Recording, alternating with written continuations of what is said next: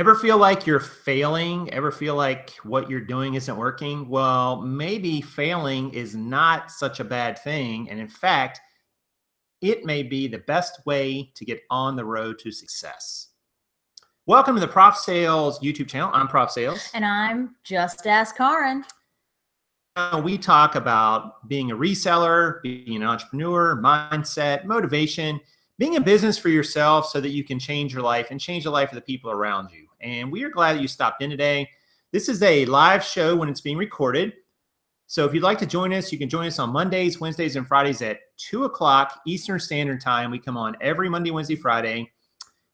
And you can be part of the live chat, which we will be interacting with people in the live chat. But even if you do miss that, we're still going to record this show, and it's going to be on the channel so you can watch it later. And if you have a comment or question, we'd love to hear from you and just kind of get your opinion on that. So take a breath, man. I know that was a lot to get out in one breath. Well, the wonders of technology never cease. I know, right? So let's talk about today's topic. You know, Kaaren and I, we struggle sometimes with topics. Would you say that's accurate? I don't know about that. I have ideas for things we should talk about all the time. All right. Well, at least one of us struggles with the ideas for topics. Well, and in all honesty, we're kind of on this interesting angle, this interesting role this week, and it's sort of morphed into more and more and more of the same, right? Right.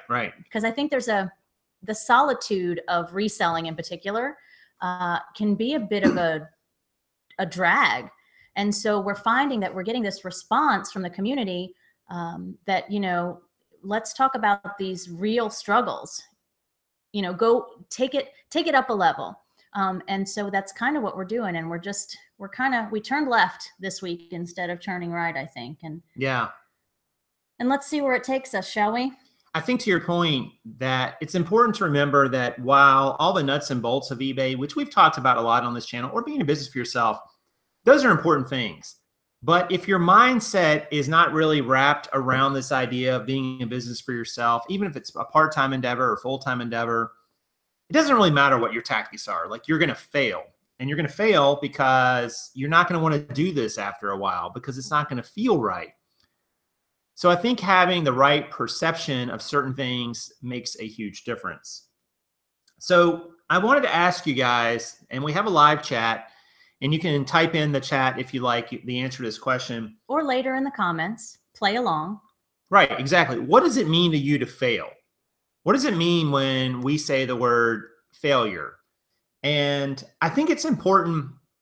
I know it's one of those words that probably we learn early on in our development as people. However, I'm not sure that it means the same thing today as it meant to you maybe a year ago or 5 years ago or 10 years ago and so on.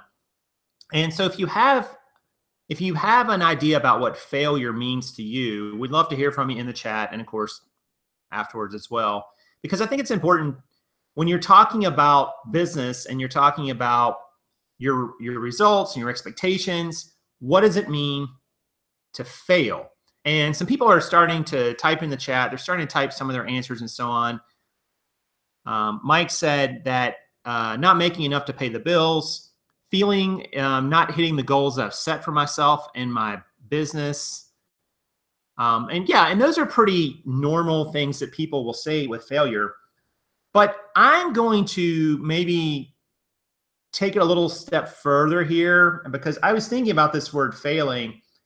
And I think failing, just for most of us, means not getting the result we expect. That's it. You just don't get the result you expect. Now, and a couple of people have already said this, and they've already mentioned this idea about results. Because we go into business, we start selling things, we put things on eBay, on Amazon, you know, Etsy, whatever, and then we start getting results.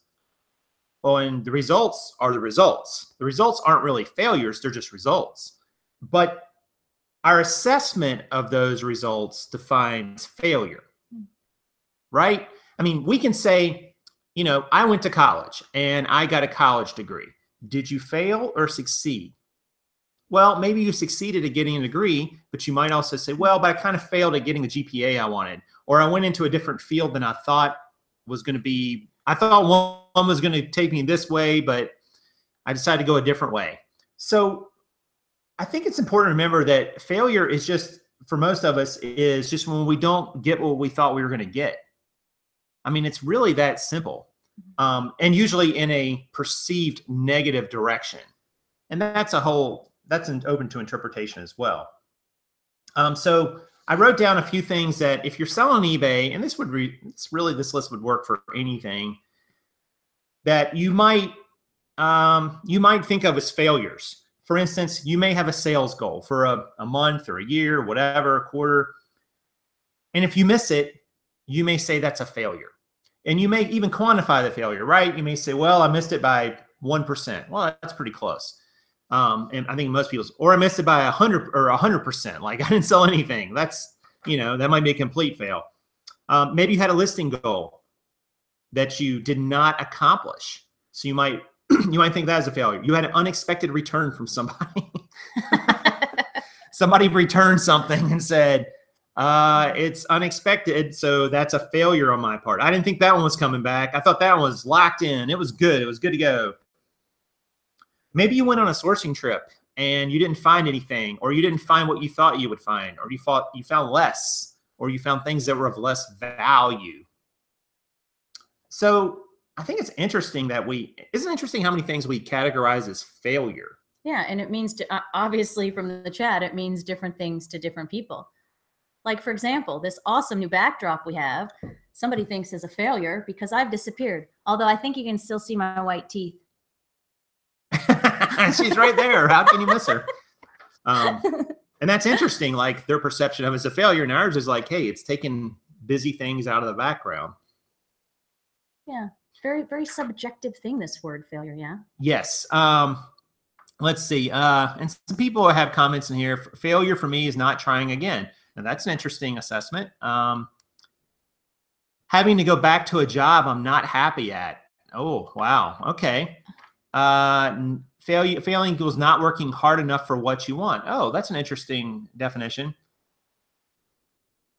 Let's see. There are some others here in the chat. Let's see. You're right. Two returns back to back that were crippling. Yeah, returns. People are saying that. Where are the shoes? They're here, Tracy, I promise you. So I think you guys are, naming a lot of ways in which maybe you have failed on eBay. I want to kind of propose something a little different here. How many of you guys in the chat are familiar with Scott Adams, the author? And Scott Adams, for those of you who don't know, is the author of the Dilbert cartoon, which has been out for a long time. And Scott's written a few books too. And he has an interesting writing style, is the only way I can define it. It's very engaging. And Scott wrote a book that I ended up reading, I guess, almost a year ago. Almost a year ago, I guess. And I read this book by Scott called How to Fail at Almost Everything and Still Win Big. And there's actually, if you go down in the description of this video, there's a link to our Amazon links and so on, and you can see a link to that book in there. It's under there's a link down below.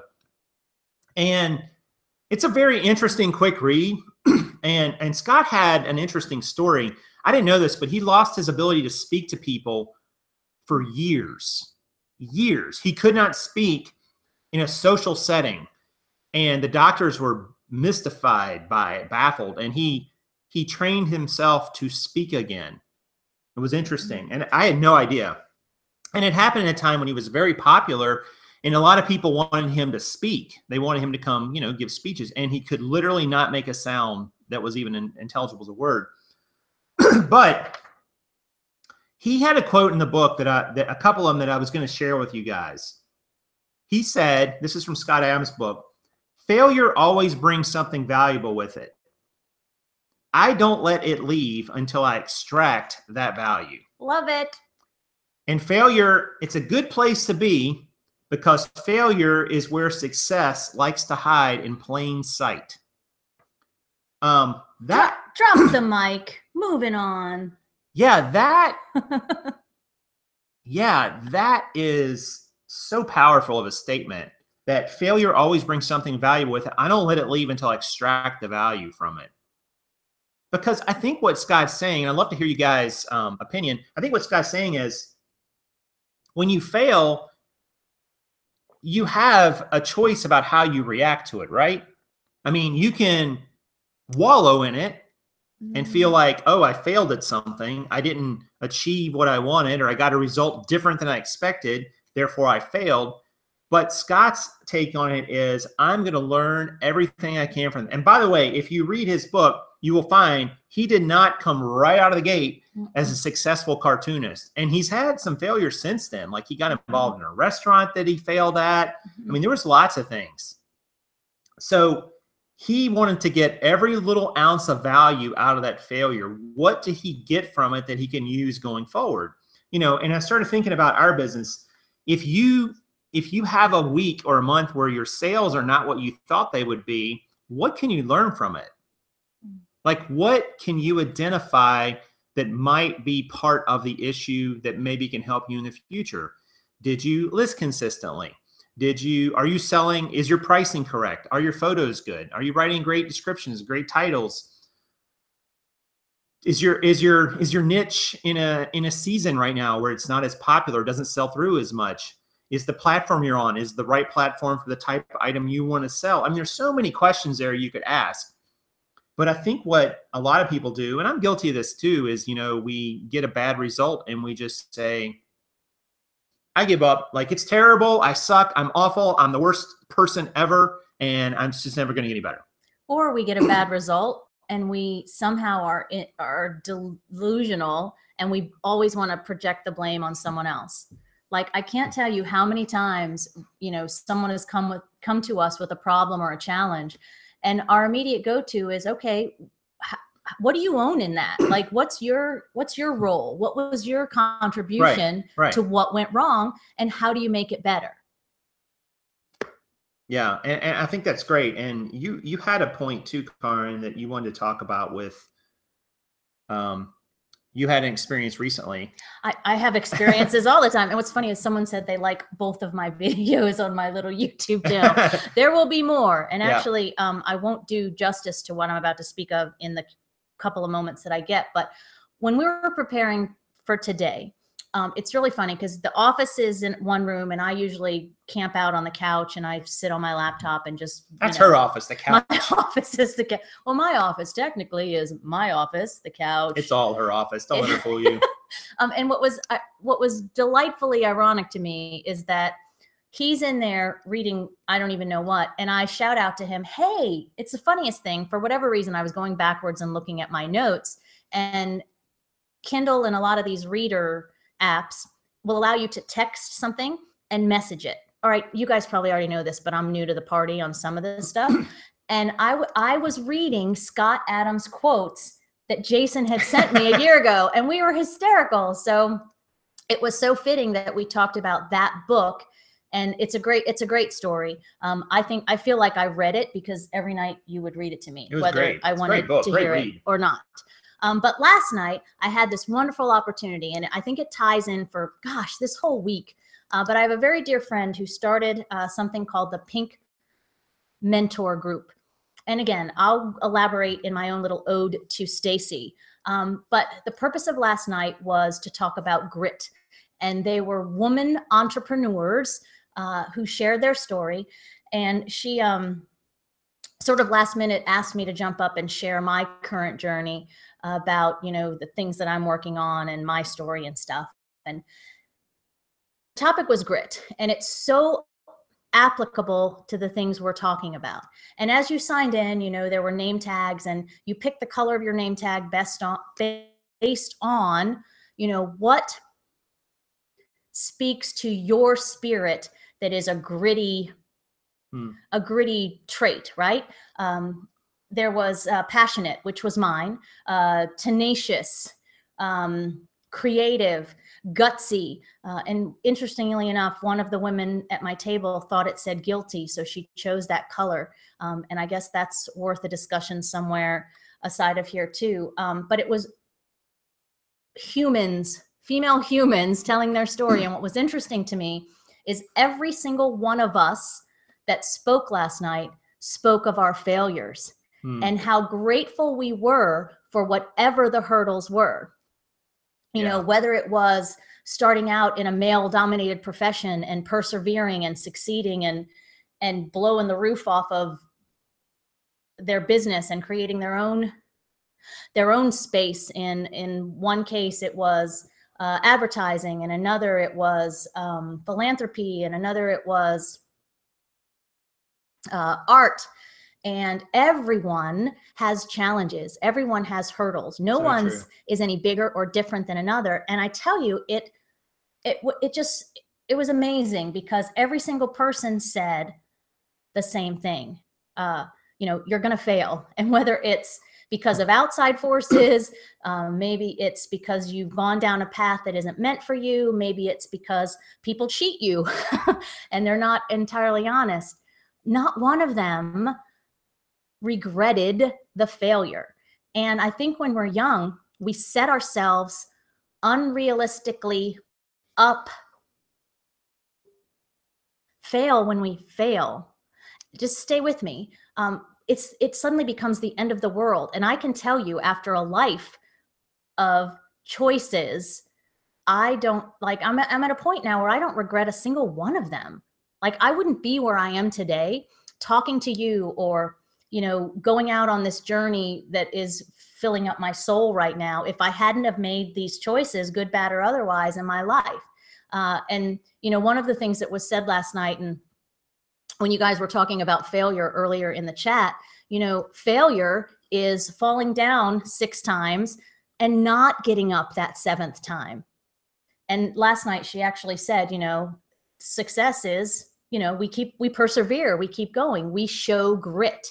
And I think grit is what makes us, in this community in particular, strive for better, do well, prosper, be successful. And if it's not working, then we tweak it. You know, the last show, we did that tweet. We talked about that tweet about how you had to choose things, right? You had to give up something to pursue another. And there's a big part of my core that disagrees with that.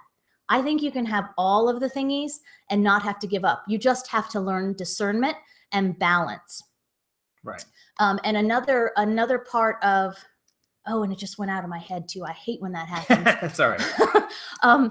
But, you know, it talked about, yeah, I can't even remember. I'm going to have a drink now and take a breath. No, that's great. It'll come to me and I'll interrupt you. And it's so funny because when we were talking about this subject today, I got this email from a blog that I don't get an email from, but maybe once every 3 or 4 months. And it's a guy who sells, I think his name is Craig Finley, and he sells appliances on Craigslist and supports his family that way. Like, that's how he did it. He, you know, that's what he does. He buys appliances, he fixes them up, and he sells them. But he was talking about his son, and his son was playing chess against the computer. And his son was getting frustrated because he couldn't beat the computer on level 5, whatever level 5 was. And he said, so I told my son, hey, if you beat the computer on level 5, I'll give you $10. And sure enough, you know, a while later, his son comes to him all excited that he beat the computer on level 5. But what he noticed that was interesting when he looked at his son, at the computer, and his son's, you know, record against the computer, that was the 85th time he played the computer on level 5. He lost 84 times before he won. And he said, I wasn't happy that he won so much as I was happy he didn't quit.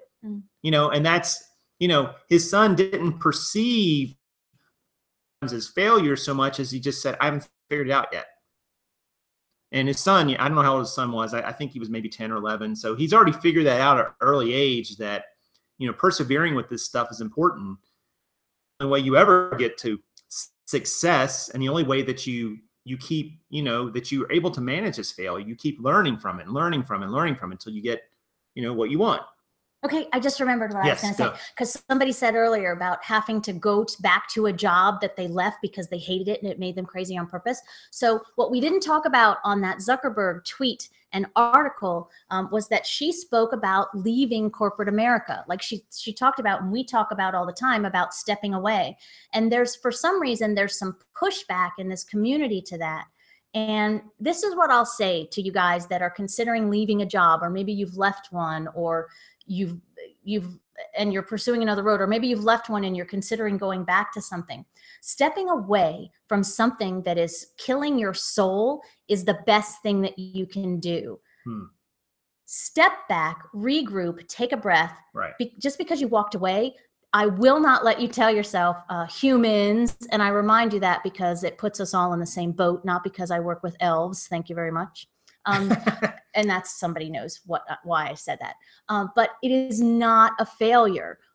Looking out for your health, your mental and physical well-being, and the relationships, the people that you share life with, is never a failure. And sometimes you have to step away to preserve self. Right. So I won't entertain any sort of, pity parties about how it's a failure because I quit my job. No, it's not. It's not a failure. It's not a failure at all. You just need to step back, regroup, and do it better when you're ready to go back. And whatever that looks like, whether you're eBaying full time, or you go back and you work at McDonald's, or you do whatever you want to do, it's all part of, again, what makes us who we are. Those experiences, and I'm like a broken record, but those experiences become tools in our toolbox. Right. The interaction with the return, like that surprise return, own it. Was it something that you did or didn't put in the listing? Or was it, maybe your photo was crappy and they couldn't tell the color, or maybe you didn't give the right measurements or whatever. And I'm not saying that's always the case, but everything that potentially you look at as a failure or a shortcoming, just take a moment and assess it and just figure out how you can do it better and learn from it. Yeah, I would say that, failing at something is basically, I mean, that's an event, but, feeling like a failure, that's a choice. So you don't have to feel that way if you don't want to. And I was just thinking about some of the ways that my failures have helped me become a better reseller. And you guys could name some too in the chat or in the comments afterwards if you like. I'd like to hear them. I think it's always interesting. That was one that I screwed up several times early on. Usually I would put, free shipping or a flat rate, and then it would inevitably get sent somewhere that was more expensive than that. I end up either breaking even the item or even losing money. It's a very common one, but guess what? If I never would have done that, I wouldn't have learned, all right, I got to take a little more time and effort at the beginning to figure out the shipping for this item so that I don't end up with a big shipping bill. So that was a failure that turned into a success, honestly. And overpaying for items when I buy them. That one is very common, and I see it quite often in the reselling community. I think it's common in business. And you have to know what your cost is and your likelihood of selling something and the price you're going to get for it and in what time frame. That's important. I mean, all those things work together. They're not mutually exclusive of one another. They're all part of the equation. And at the beginning, there were times when, I would buy a brand of something or an item for X number of dollars and sell it for just a little bit more than X. So it really wasn't worth it. I made very little on it. And I still had to put my time and energy into it. So I'd be interested to hear what you guys had as too. And there's lots of comments. Well, James says that his returns had to do with some laptop replacement screens that were in package, so he had no way to test them. We've had that happen before. Sure. I don't New like stuff, and then it I doesn't don't work. like flipping. Like, I like it, the money part and everything. But flipping electronics is a little risky. It's tricky. Yeah. You've got to, you're going to have some times when things are not going to work, especially if they're new in a box, and they can be new in a box, and that box could have been dropped. So, and something can be broken and there's no way to know it because you can't open it because then it's no longer new. Well, we do our best to check, but we bought, what did we buy? And we didn't check it. It was probably a yard sale thingy. And we brought it home and we were going to take photos of it and everything. And it was like a router or something that wasn't even the right model number. Oh, like yeah, somebody had put, like you the buy different one router in the box. Then lesson learned. It had a different, it might have been a router. I don't think it was a router. I don't know. It was something like electronical, right? But it was like a flip, and they had, it was probably not on purpose. So this was me. So we're at the yard sale and there's the box, and I flip the box over and scan the barcode, and I'm like, yes, they want $5 for this and it'll sell for 80, let's say. I get home and don't look at it closely enough and realize it's not the same item. It was the item, that type of item, but it wasn't that item that was in there. And I'm like, you get distracted. So then I got a box that's not even matching the item. I got an item that's not worth much. I think the item was worth maybe like $12. And I paid like maybe 7 or so or 8. So it was like nothing. Squirrels? He gets distracted by sparkly things. Oh man. But I learned, like verify that that's what it is. And I didn't make that mistake again. And I can make it again. It's possible, but when you learn from those mistakes. So were there some other ones? Because I just jumped on James's comment. People asking a few questions and so on, and just comments in general. The Seam Store says, I didn't make a cent for the first 3 years on eBay. And that's amazing because I know you have a pretty good business on there now, Seam Store. So you didn't give up. Perseverance is important. Grit. Absolutely. Let's see. Question, do you guys plan on upscaling from where you are, and what's the plans for the future? Is staying the same level a fail if you want to scale, but fail at scaling up? I don't think, and we do have a lot of plans that kind of go beyond the scope of this show, but I don't think that staying at the same level if you want to scale is a failure. However, I would want to reassess if you say, all right, let's say you're selling $1,000 a month on eBay and you want to scale up to sell 5,000. That's a big jump. And so you start thinking about ways to do that. Maybe it's sourcing more product, make sure you're reinvesting everything in your business. Maybe you're going to get involved some other niches and items you're going to sell. They're going to sell for higher price and maybe more profit. I don't know. It just really depends on a lot of factors there, which way to go. So you want to scale it up. And then you run into roadblocks. Maybe you need to pull the money back out sooner. The business is cash starved. Maybe you can't find the quantity you need where you live or don't have access to the resources. That's not really failure. I think in that case, you realize that particular path wasn't going to work for you given all those circumstances. And it could be lots of reasons. It could just be the timing. Like we said, maybe somebody in your family got sick. Maybe you had to pay for a college education or an educational bill, that you didn't expect you're going to have to pay for. Maybe someone lost their job. So many factors come into that I don't think that's necessarily a failure just because you weren't able to do it. The timing may have been wrong. A lot of life is timing. I would argue most of life is timing. Just having the right timing about things. And you don't really know the right timing until you kind of get into it sometimes. And then you sort of adjust as you go. So I don't think that would be a failure. And Silverhair Stacker brings up a great perspective point, and that's buying 12 units or 12 storage units over the last year or so, right? And 10 were profitable and 2 weren't. Failure? Nope. No, definitely not. Definitely not. And what if you had stopped after the first 2? Yeah, and I'm going to say this too, guys, and we didn't cover this in the topic, but a lot of times our definition of failure depends on playing the comparison game with other people. And that's a trap. That's a trap. Mm-hmm. It's so easy to fall into when you look at your results versus someone else's results and feel really good about yourself or not so good about yourself based on their results. And they have a different set of circumstances than you. By definition, it's different. There aren't 2 resellers that are exactly the same. There's not 2 business people who are exactly the same. We're all different. We start from a different point. We have different things going on in our lives, different obligations, different responsibilities. So you can't, if you start comparing yourself to others, you're going to end up feeling like a failure somewhere along the road. And it's not accurate. It's just not. So that's a trap you don't want to fall into. Well, and Luke brings up a great point that batting 300, I don't know if y'all follow baseball, but 300 batting average means you're hitting or doing welling a third of the time. Right? Yeah. So well, you're getting a hit. Yeah. You're getting a hit 1 out of 3 at bats. Yeah. And that's a pretty it's amazing. Oh yeah. It's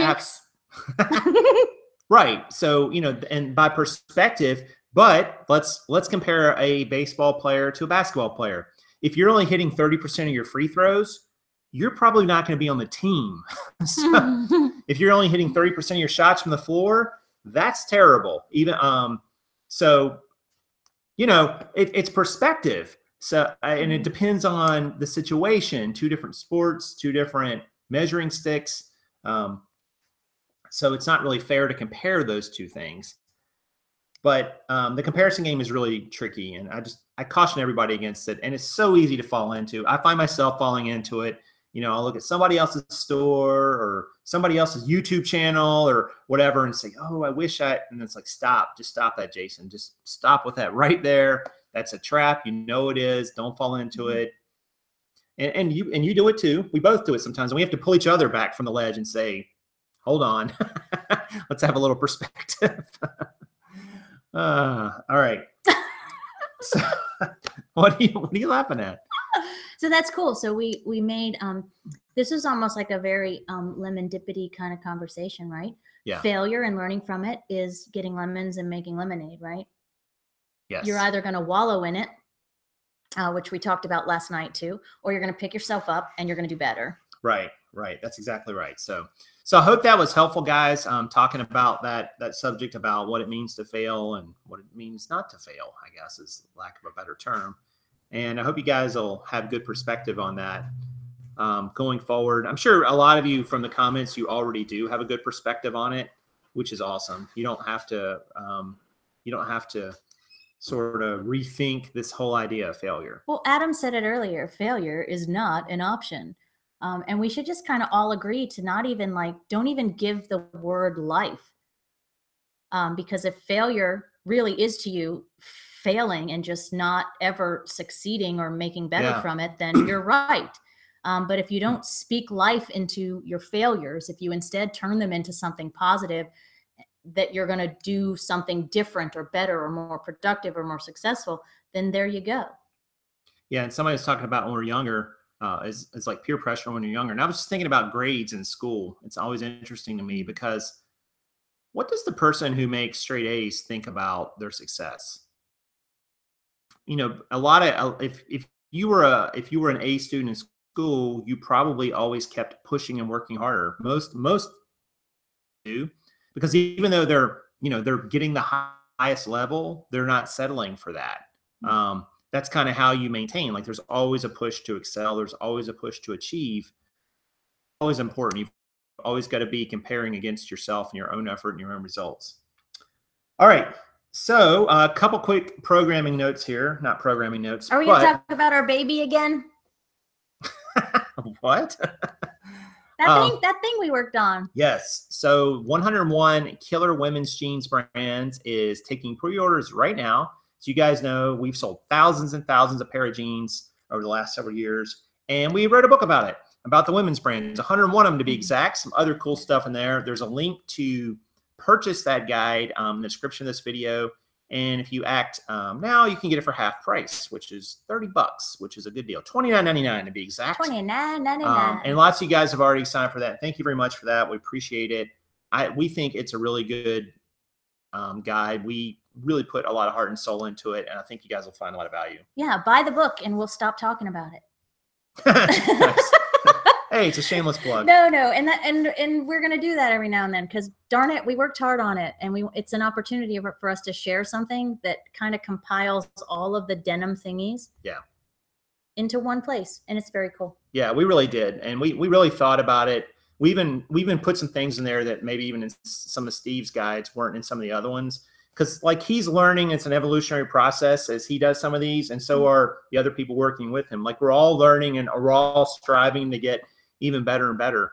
And I'm sure the next guy they'll come out will be even better than this one. So it's always an evolutionary process, and it just reminds me that being part of the green room in general has led me to so many great collaborations and relationships. So I see a bunch in the chat right now, actually. Yeah, there's a bunch of people in it and the green room's just, it's a group of like-minded business people, not just resellers, but business people. And I have gotten so much out of my relationships with those people. It is unbelievable.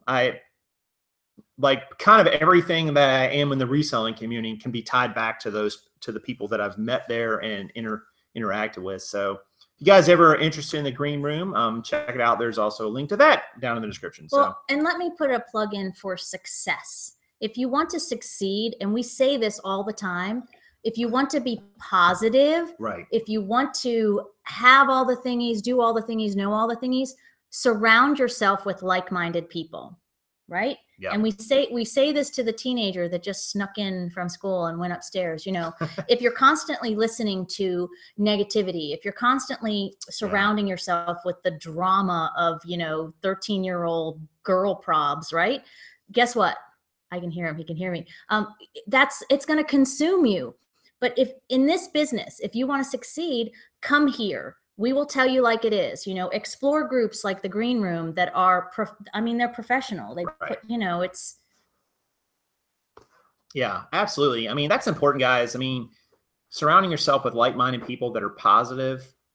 Every really successful person, however you want to define success, says that is what made the difference. I mean, those people do not hang around with people who are failing or who are negative. I mean, because you can't be in those situations and not become negative yourself. You will. You absolutely will. If you hang around with failure, you'll become failure. If you hang around with drama, you'll become drama. If you hang around with anger or bitterness or disappointment, you will become all those things. You are not a robot. You're not immune. So I think it's so important to always be a part of communities that are, pushing you in positive directions, friendships, relationships that are going to help you. And so that's where we fall in that. So how are you guys doing in Q4? Since it is the fourth quarter, in case you haven't noticed, we're about 3 weeks in here, a little more than 3 weeks. And just kind of curious, in the comments in the chat, and if you have other questions too, or things you want to say, that would be cool to hear. But how's the fourth quarter going for you? Are you sort of meeting the results you thought you would meet? Are you going to have to redirect and go in a different direction? What have you learned from your failures? As we going back to the subject, what failures have you had in Q4 so far? Well, what's interesting and what have you learned from them? We started out, there were a couple of folks when we were talking about what you consider failure earlier on in the chat, spoke about how sales have been low or slow. Right. Like a couple of folks that only sold a couple of things in the last couple of days. Yeah. Yeah. And that goes back to what we said, what's your, what's your reaction to that? Like, what have you learned that you can take from your fourth quarter results so far and just go in maybe a different direction, maybe change something. Maybe you just do more of what you want it. Maybe you keep doing more of what you're already doing. You're on the right path. So I think it's interesting to always hear that. So if you guys want to share any of that in the chat or in the comments, even after this video post, we'd love to hear it. And I want to high five. Seam Store just said, Wes just met his October sales goal last night. Congratulations. And we're hearing all sorts of, agreed, it's a roller coaster. Another advice, never refuse to meet someone at an IHOP. It will change your life. I think it's a shout out to Luke and Endless Entrepreneurs in the chat. Most definitely. What's up, Mr. Henson?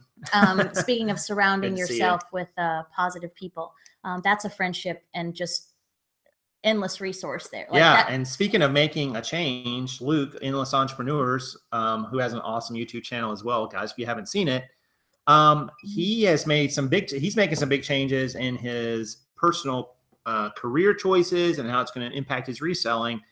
And, sometimes you got to go back in this direction to go forward over in this direction. And that's kind of what he's been doing. And some Jimmy Choos just sold. So that's always nice. So, that's always encouraging when people are ready to step out and take a risk like Luke is doing.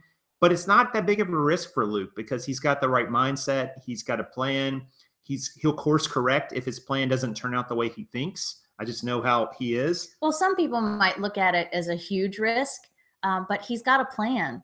And if some part of it, and his plan has many roads and things and supports, but if he goes in whatever direction he goes, he can adjust. like he doesn't, I don't think, I think he's embracing it. Like he's, you know what I mean? Like some people might look at it like you're doing what? But I'm thrilled for him. Like this is going to be, yeah, it's going to be exciting to watch. That's all I have to say about that. It's very cool. Go Luke. yeah. So, and if you don't know Luke's channel, he's Endless Entrepreneurs. He's here in the chat right now, but even if you're watching this later, you can Google or search on YouTube, Endless Entrepreneurs. I'm pretty sure that's who you're going to find because he's got a pretty distinctive name, which really fits his mindset. Let's see. There's some interesting comments here. Crap, we don't have an IHOP. Nah, pick another store or pick another place. You can find other places. Let's see. IHOP has awesome food, apparently. Okay, we did not know that. No, we did know that. It is awesome. Not entirely the healthiest place, but it is delicious. Like that just started like a whole different route for us. Like we met Luke, and then we scheduled, Right. you know, friendships and meetups, and just don't like be open. So Deb said fourth quarter is a little disappointing so far. Okay, so you'll have to course correct, right? Reassess. Illinois Picker, the results are exceeding results, but always looking for more, running promo sales through Markdown Manager, updating picks, anything I can to improve sales. That's always smart. You're not resting on your laurels there. Picker, you're saying, I'm having success, but I'm going to keep working at it. Like that's not, you know, you don't really stop with this. It keeps going. I want to say it. And as always, I wish you would have made an error on this one, but Red Nickerson Resales, thank you for the super. Yeah, I love the distinctive. I love the distinctive total too. That's great. Someday you'll have to explain to us the unless it's been amortized out to that's your budget for the day or something. What? I don't even know what she's saying. JS Reseller says sales are steady. My weekly average has increased. That's smart.